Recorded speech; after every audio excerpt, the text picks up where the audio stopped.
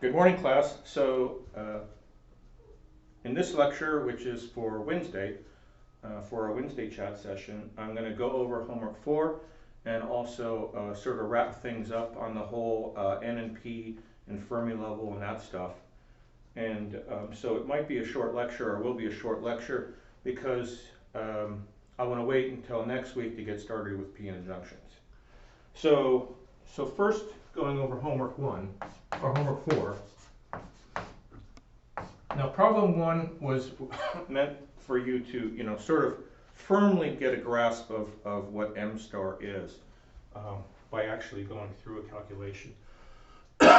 So I gave you some values of K and E. 10 to the 8th, and this is in 1 over meter. 2 times 10 to the 8th, 3 times 10 to the 8th. And I give you values of energy at those points. 1, 1.03818, 1.015272, and 1.034362.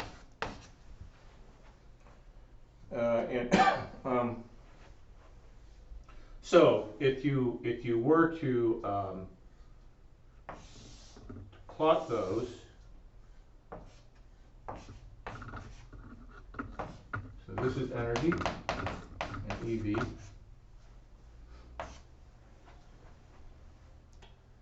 And my cat is playing with the tripod, so hopefully that won't turn into a problem. But if you were to plot those, it would look something like that. And so you can see that you could fit it with the quadratic, which is what M star is.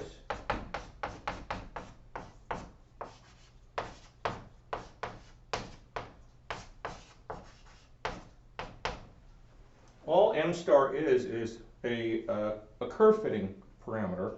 Now, it's a curve fitting parameter, but it has real meaning, because then you can treat the carrier, whether it's an electromagnetic conduction band or hole in the valence band, as a particle having that actual mass.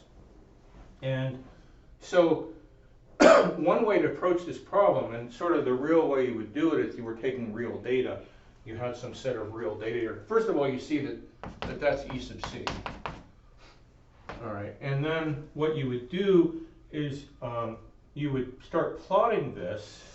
All right, you would plot it and vary M star.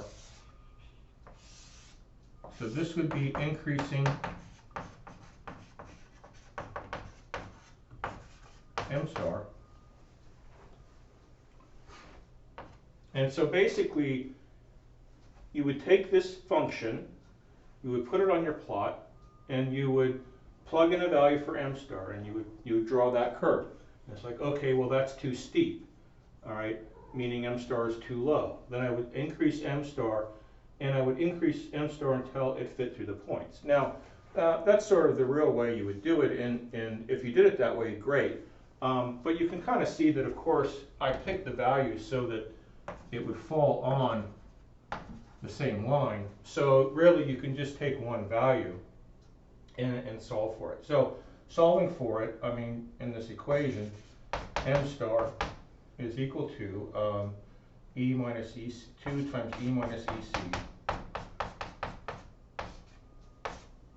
Just taking that over there. Sorry. Other way around. M star is equal to H bar squared K squared over 2 times E minus EC. And if you plug that in for example, for the first value, that would be 1.055. Now, I can always remember H bar in joules, 10 to the 8th squared over 2 times, now I can just E minus EC is just that, since I chose 1 for EC.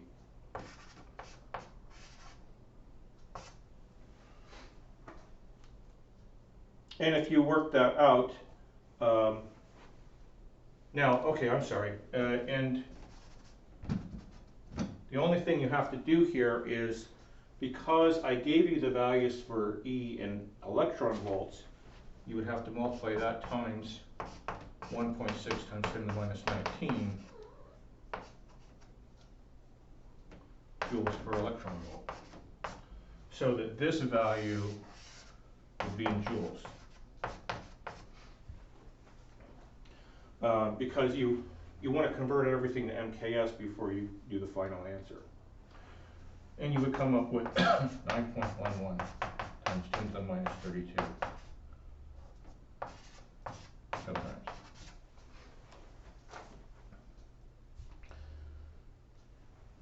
So that's the only kind of wrinkle in the problem, is that, and the other way that you could do it is you could just write out E minus EC in joules, you know, and then you would basically see that for that value of E, this would work out to 6.11 times 10 to the minus 22. So whether you converted it directly there or down here, you have to convert that EV energy to joules, and then the final answer would be that. And I chose that because that's 1/10 times the mass of a free electron, which is sometimes designated m sub 0. And typically the conduction band has an effective mass that's, you know, some fraction of a free electron. Okay, so that's problem 1. For problem 2, the question was, what is G of E for a two-dimensional crystal?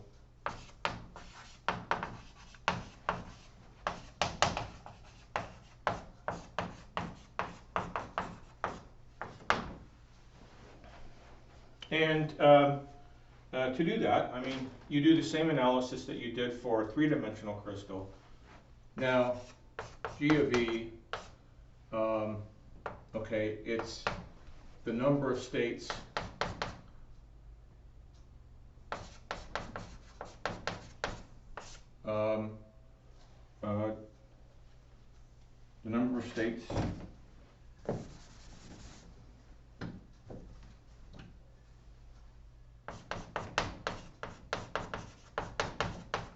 between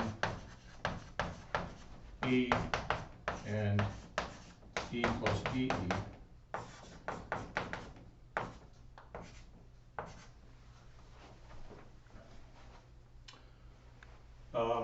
And I don't want you to get too hung up in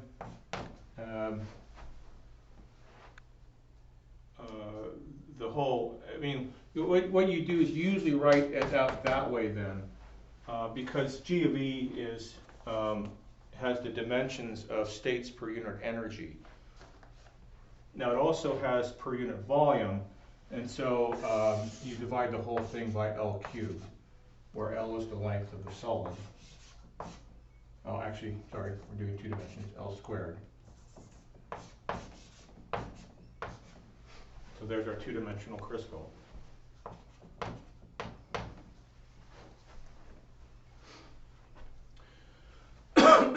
And in 2 dimensions, this is easy because it's the area. Now, one thing that I think is maybe a little confusing about this analysis is, okay, this is, you're calculating the number of states between KR and KR plus DKR in that sort of spherical or circular shell there. And that's the same as, you know, the number of states between E and E plus DE, you know, because E is h bar squared kr squared over 2m, and DE is h bar squared k dkr, just taking the derivative over m. And, you know, I guess I can't explain it any better. You know, you can say, I mean, for a given case of R, that's a given E. And then, so when you say the states between E and E plus DE, that's the same as the number of states between KR and KR plus DKR. And okay, as we did for volume, for a three-dimensional, you can do this two ways. You can just realize that that area is the circumference 2 pi kr times the width of the shell. Or another way to do it, sort of, I'll erase my problem 1 over here. I mean, this is a sort of little side geometry lesson. If you have two circles, KR and KR plus DKR, that area is equal to the area of the big one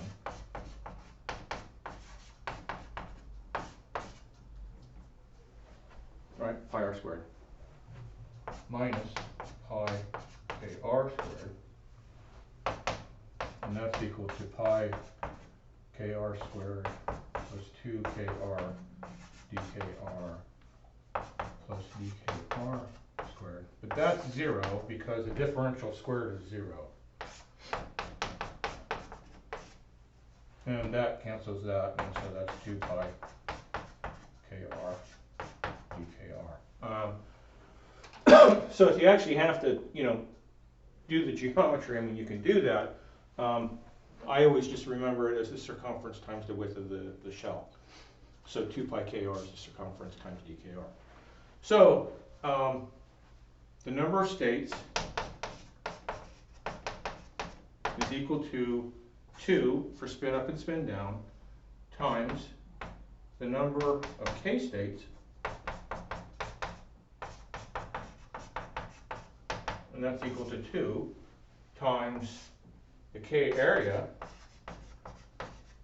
over the k area per state.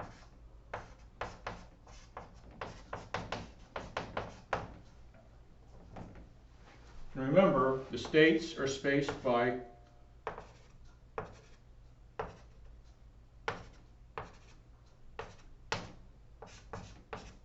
two pi over L. So it's sort of easier to see in 2 dimensions. The k area per state, you draw a box around one, and that's 2 pi over L. So this is 2 on the bottom.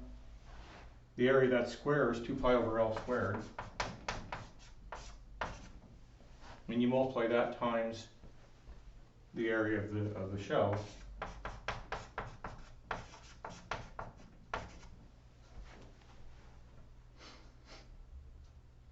And so it's easy because the differential is just k, you know, so you can solve this directly. Kr dkr is equal to m over h bar squared dE. And so bringing everything together, the 2 and that 2 cancels that 2 squared. You have a 1 over pi. You have your L squared there.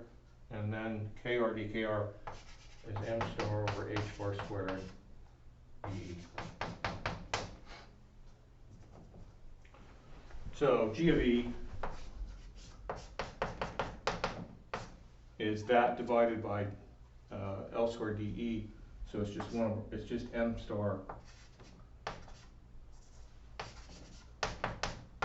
over pi h bar squared.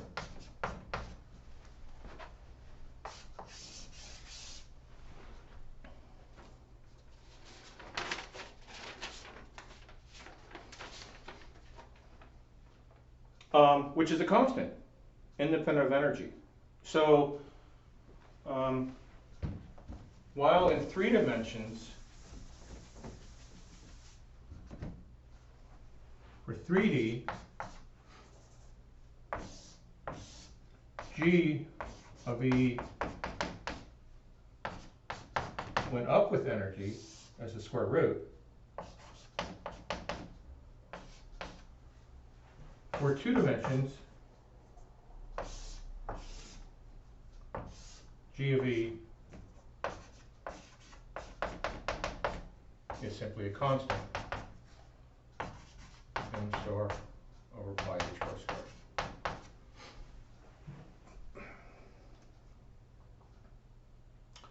And sort of the way to think about that is you have to, now here you have to, the only way to see it,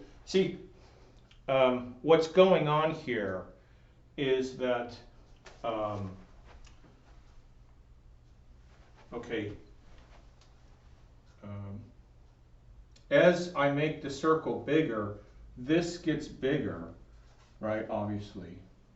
But since dkr goes as 1 over k, or I'm sorry, since dE goes as kr times dkr, the way to think about it is that, okay, if I have that circle,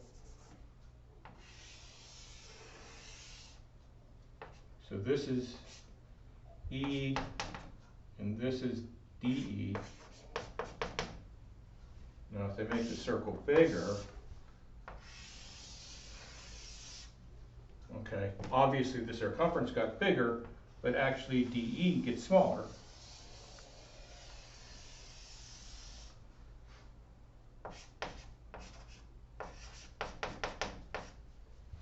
So that this equals that. Which, you know, I mean, if you really want to think about it, that's the way to think about it. Maybe that confuses you more than necessary. The other way to do it is just think about it mathematically, that it works out when you do this and you plug in for kr dkr, that's a constant times dE. Now, why did we do this? Well, you know, one reason is that I think this reinforces your understanding of the density of states a little bit, how to calculate it and things like that. Now, besides that, there are real 2-dimensional solids. Now, they aren't, I mean, a real 2-dimensional solids would sort of be a layer of atoms in a crystal, but if, which you sort of can't make, but you can make sort of artificial or quasi 2-dimensional crystals by putting a layer of material between layers of 2 different materials, and so creating a sheet that then has the properties of a 2-dimensional crystal. So there are real world applications of this, and I could show you data if anyone is interested of measurements of these sort of artificial 2-dimensional crystals that exactly show that the density of states is a constant. Okay, so that's the homework, and I will be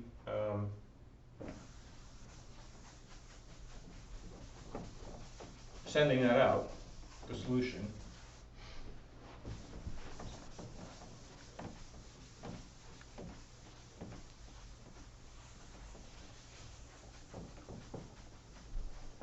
Now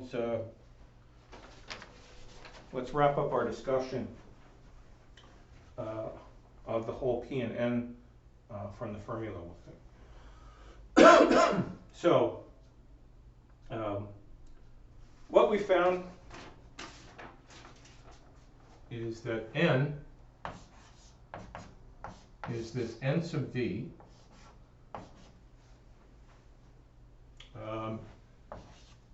e to the minus ec minus ef over kt. And I'll write it down over here. We don't need this for today's lecture, but I'll just put in parentheses over here.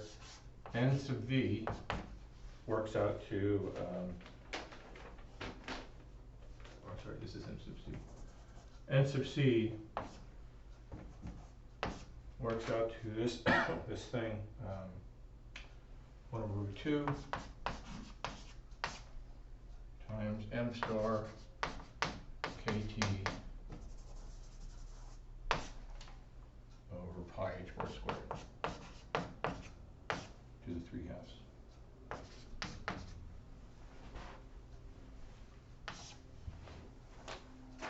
And we'll do holes also, but you know, just focusing on electrons for the moment. Let me think what the best way to draw this would be. Okay, I guess I can probably just do it down here. So we'll have one screen for electrons and one for holes. Okay, so down here I'm going to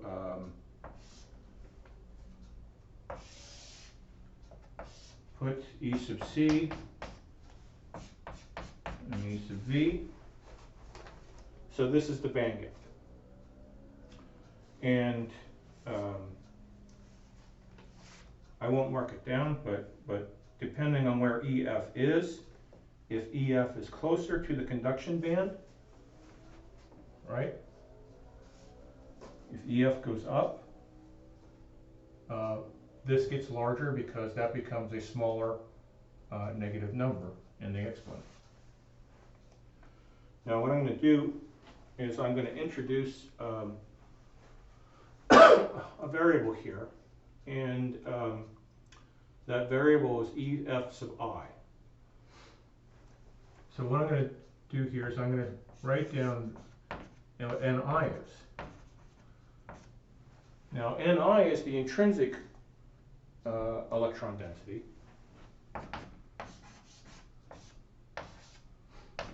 I'm just going to write this down.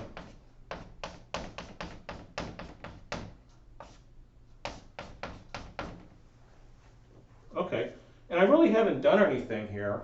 All I've done is say that, okay, EFI is equal to EF with no doping.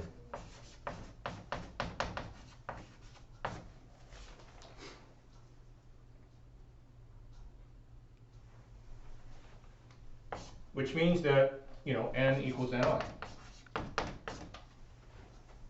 Because this is still true. Remember, no matter what the doping level is, it's still true. So it's true when N equals Ni. All right. It just means that I have to put EF sub I, this thing I made up, which is the Fermi level position with no doping. Now clearly that's going to be somewhere in the middle of the gap. All right. And that's actually going to be one of your homework problems this week, is to determine what that is. But since I've defined that, I can do something interesting here. I can take N over Ni. Now the NC's cancel out, which is why I didn't need it for today's lecture. And if you look here, what's going to happen, that's going to be equal to now EF, okay, so what you're seeing is that when I do that, the EC's cancel out. The EF is positive, and EFI is negative, right, because it took 1 over it, over KT.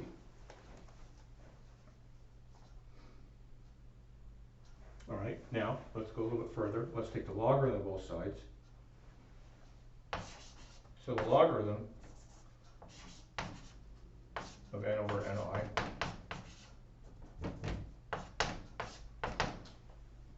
ni is equal to EF minus EFI over KT. And so we get to EF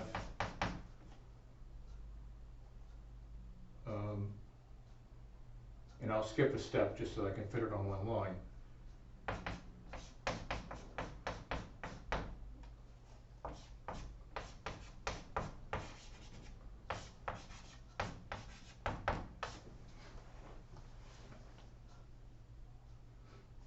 Right, because I put the KT over there, and then the EFI and flipped it around. So what it's saying is that, what it is that if EFI is the Fermi level position with no doping, which, you know, again, is somewhere around the middle of the gap, because, you know, that's where it would be with no doping. And again, you're going to calculate that in the homework problem. That then, as n, now remember your logarithms. If n is equal to ni, logarithm 1 is 0, so of course it is EFI. And then as n gets bigger, EF gets larger. And what I'm going to do next is I'm going to put an approximate sign here.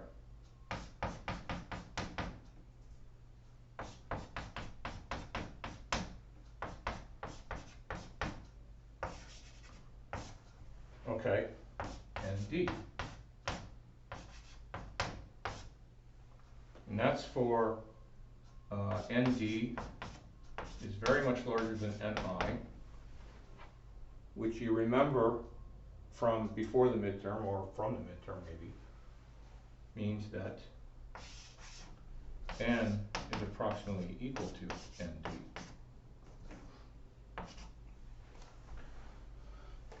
So, what have I done? Why have I done this? Well, because I sort of promised at one point, I think, that I was going to relay all this to doping. All right. Remember, we've figured this out just from the fact that there is a Fermi level somewhere in the gap, and then using density of states and the occupancy function F, we figured out what n was. All right, and we did that analysis to come up with this sort of just kind of saying, well, I'm sure there's going to be a Fermi level, and it's going to be in the middle of the gap, or somewhere in the gap, and so I can use the Fermi statistics and density states, and I can calculate what that was. But, and I said, okay, and separately from that, so to speak, if the doping goes up, well then n should go up too, right? That just sort of makes sense. Now I'm finally connecting the two. All right, I'm saying that using this and defining this as the intrinsic Fermi level, I can say what the Fermi level is for a given doping. Now, what I'm going to do is I'm going to now finish this plot here, and I'm going to write that as n sub d, and now I'm going to put EF here. And what I'm going to do is I'm going to label Ni here. All right. Now, I'm going to put in some actual kind of numbers here just because it's too hard to not do it. Ni is usually something around 10 to the 10th or so. It's a pretty small density, which makes sense because it's the density you have without any doping. So let me put in like 10 to the 12th and 10 to the 13th.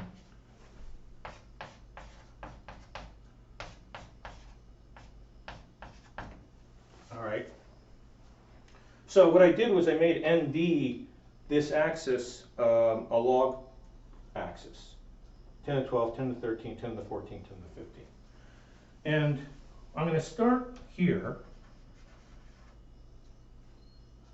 Well, actually, we'll put it up a little bit. Because I'm going to assume, you know, that 10 to the 12th is much bigger than an I. Remember, I had to, in order to put ND here, that had to be true. So I'm basically saying that NI is much less than 10 to the 12th the way I've drawn it here. Now, because this is a logarithmic scale, right, it means that every time this goes up by a factor of 10, it just goes up by some amount, some same amount there. And so what I can do is just draw a straight line. So that's EF as I change doping. And you could figure it out if you knew what n sub I was, because basically, let's say Ni was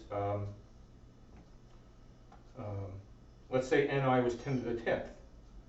Okay. Well, if Nd were 10 to the 11th, then that would be the logarithm of 10 times Kt, which at room temperature would be 20. So you could figure out and you could plot what EF actually is. All right, so let me extend that over. So this is my gap. And what I'm showing you is that EF as a function of doping is a straight line over a set of conditions. The first condition is where the straight line starts, that has to be much bigger than Ni. And where the straight line ends, that has to be much bigger than Kt.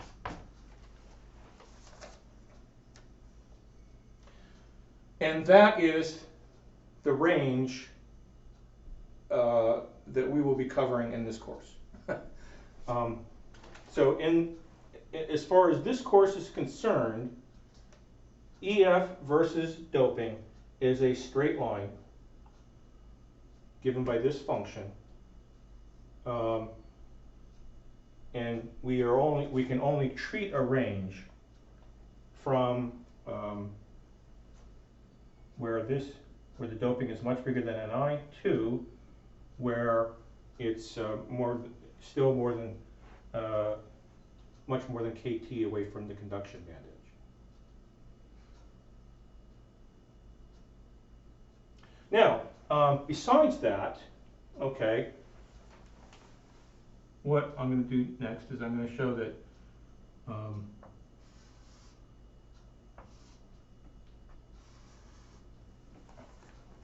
okay, if T goes up, that line gets steeper.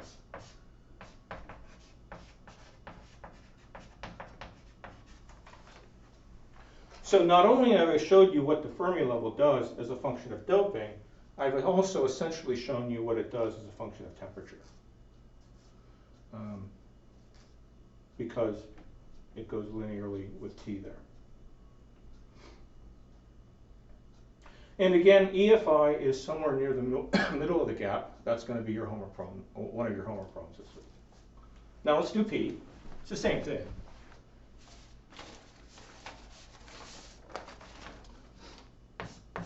P is equal to N sub V, e to the negative EF minus EV over KT. Or again, I'll put in parentheses, and V is 1 over the square root of 2 M star KT over 5 H bar squared. 3/2,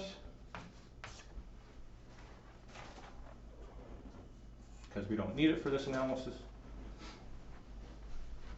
Now,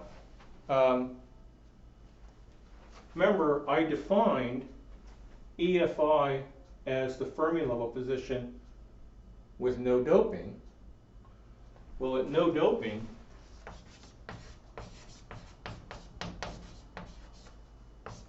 P is equal to N sub I. For no doping, P is equal to N sub I. And so that's equal to N sub V, e to the negative, EFI, EV over KT. Because I've already defined that EFI is the Fermi level when there's no doping, and when there's no doping, P is Ni. And I can do the same thing here. P over Ni then is equal to, just dividing the two. And here I'll the NV's cancel out, of course. This time, because I'm, let me write it out. So this is e to the minus EF minus EV over KT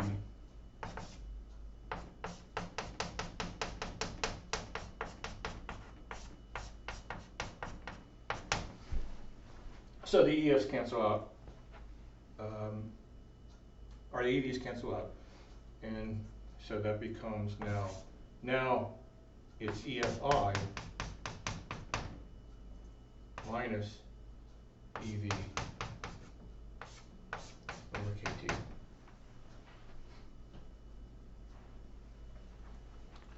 And that's approximately equal to NA over NI if NA is much bigger than NI. Meaning if NA is much bigger than NI, P is approximately equal to NA. So now I can do the same thing. EF, whoops, right here, that's EF. Well, let me, since we have plenty of time, walk through them out. So now I take EFI minus EF over KT, taking the logarithm of both sides. Approximately for NA, it's much bigger than NI. So then EF, now I'm going to do two steps at once. I'm going to put the KT over there and then bring it over to the other side. EF is equal to EFI minus now KT logarithm of NA over NI. So it's the same plot the other way.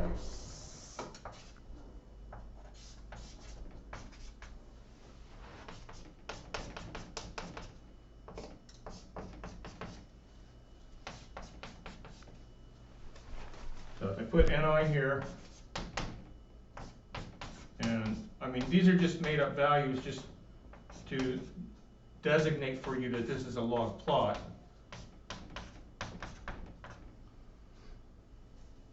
Then the Fermi level is going to start up in a certain position, and it's going to go down linearly.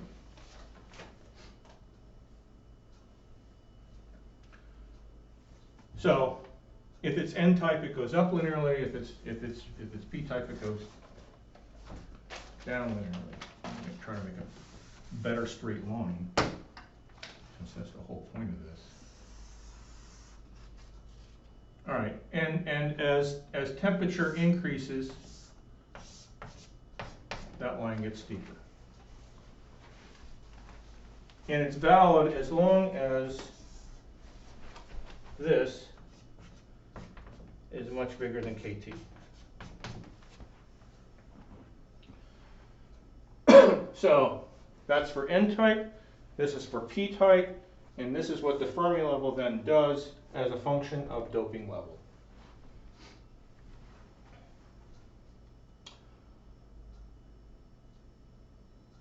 And that's it. Okay, so this kind of wraps up our discussion for doping levels in semiconductors. And from here, we'll get started on p-n junctions next week.